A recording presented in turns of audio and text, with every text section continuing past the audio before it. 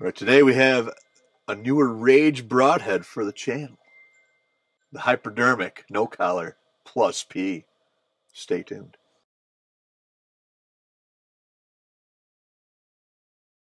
All right, Chris Johnson, Blue Collar Outdoors. Like I said, today we have the new Rage. This is the No Collar, the Hypodermic Plus P. This is only a 1 3/4 instead of the, I don't know what the last one was, like 2 or 2 1/8, something massive. It's a 100 grain broadhead, obviously. No collars, stainless steel, 035 stainless steel blades, razor sharp. A swept back blade design increases penetration, making the Plus P the ideal broadhead for larger big game animals or lower poundage bow setups that require maximum penetration. So with my setup, I really don't need these. You do need them. Well, it should be insane. Let's open these up. So here's your Rage Hypodermic out of the package. Very good. Okay, that's your 1 3/4 cut. Looks like maybe it's a little better built than the last ones we tested, because the last ones blew up on us just entering into the gel. Only, I don't know. It doesn't really, they feel kind of cheesy to me in my hand. They really do. This little tip on the front, it feels like it's almost plastic. I know it's not, but it feels like something you get out of like a gumball machine. It's not. Except this kills the ears. Hopefully. This, I don't know. Seems like Rage has been getting pretty chintzy with their stuff lately. It's not like the originals, but the only good thing I see out of this is they have no more O-rings or anything with the no collars on here, and they lock into a pin now instead of what used to be a set screw, and you'd shoot it and it would destroy the threads. Then you couldn't back them out.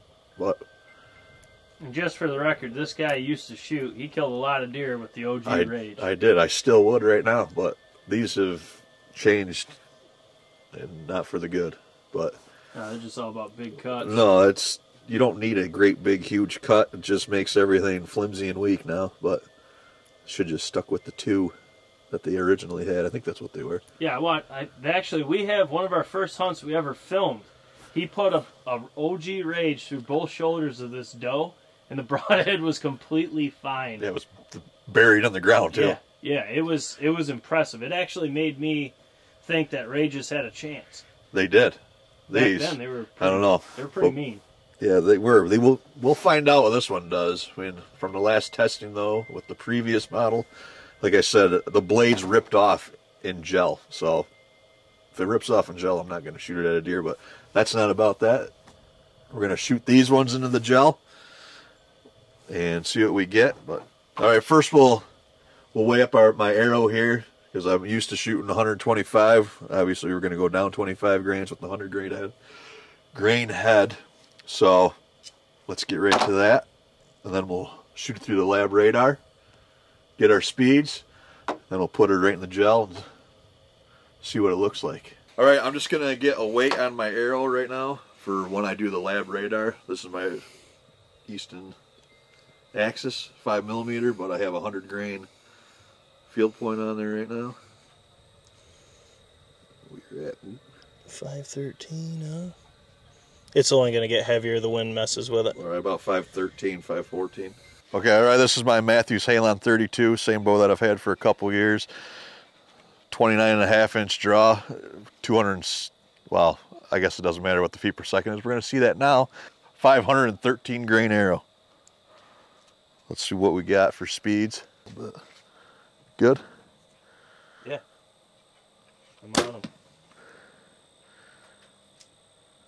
Okay. Okay, it goes from blue to orange. And Yep. Okay. I'm not filming again with this. I just wanted to. I'll just shoot this again.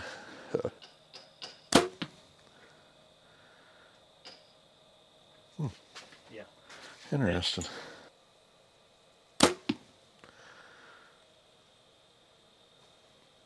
I would.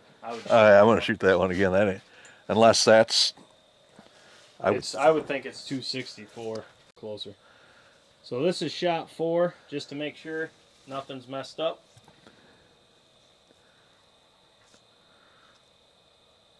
I got a good read. 270. Yeah, I was going to say it should be. So 270. Rolling. All right, weighing her up, we got 513 grains. And after shooting it through the lab radar, we were at 274 feet per second. So let's put her in the gel now and see what we got for the old cut or the wound channel. All right, again, I got my Matthews Halon 32. Got a 29.5-inch draw, 72 pounds.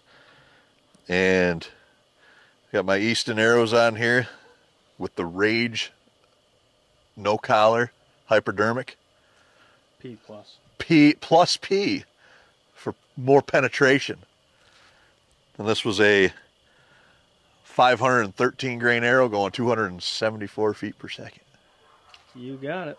That camera's live, so let's kill that. All right, let's see what we got here. Seems to be a gel wild in the field.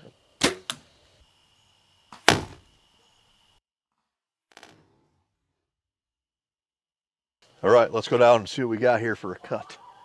Fuck out of here. All right, first impressions of this after hitting this gel. It doesn't really look that impressive to me. We're just past halfway in this gel block, which again is extremely dense, as we've said in all of our penetration tests with this gel.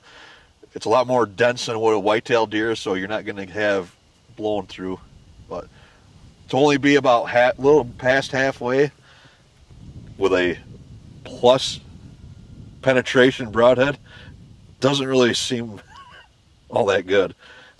But the wound channel, I mean, you get your normal expandable small entry hole, and once it gets your small little entry hole, that's a pretty good gouge. But you are cutting the top. Yeah, it makes it look, really it would be like this.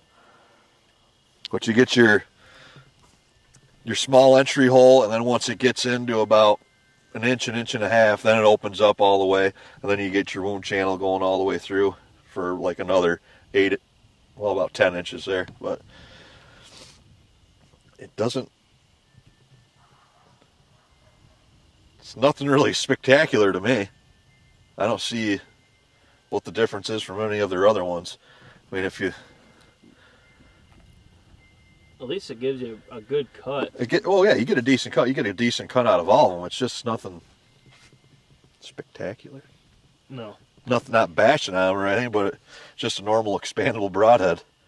I kind of figured that with the high FOC setup you have and the heavier arrow with the heavier and with a plus P penetration, I figured it would be more. I thought I would have been like more than 3/4 of the way in, and it's only just past half. But I mean, we've had bigger cut mechanicals have. Yeah, that have gone farther. But I'm going to pull this out real quick. Cut. That is inch and 3/4. Our 1 3/4 cut. I mean, that is a filthy cut. Yeah, it looks a lot better from down here. Spread her wide open and really get a good look at her. Well, yeah, you hit the top. That's pretty much the cut. Yeah, let's see what she really looks like. I mean, it gives you, it'll leave you one hell of a blood trail. That's for sure. I mean, since this is made for people with lower poundage bows and less FOC, I'm curious to see what it would do. So we'll have to find somebody that would be willing to come over here and shoot this particular broadhead just to see if they get about the same results as I do with what my setup is. All in all, it's not terrible though. I mean, it's not something I'm going to take to the woods with me anymore. I'm going to stick with fixed blades nowadays, but I mean, if I were to shoot one, maybe I would try this out, but I'd still stick with the OGs that I still have laying around. Because that tip just feels like if you hit a bone, it's going to fall right over. All right, for now, this is Chris Johnson, Blue Collar Outdoors. If you haven't yet, like and subscribe to the channel. And if you want to help us out a little bit so we can do more of these tests, since it's all self-funded, you go down to the description below and there'll be links to our Patreon account and to the YouTube memberships. But you can hop in on one of those. If you hop onto our Patreon account to the $25 a month, you'll get a lot of this, well, pretty much all of it, before anybody else does. All of our pattern tests, broadhead tests, pretty much anything we do, you'll get to see it well before anybody else. Until then, we got a couple more broadhead tests to sneak in here. But we'll see you guys on the next one.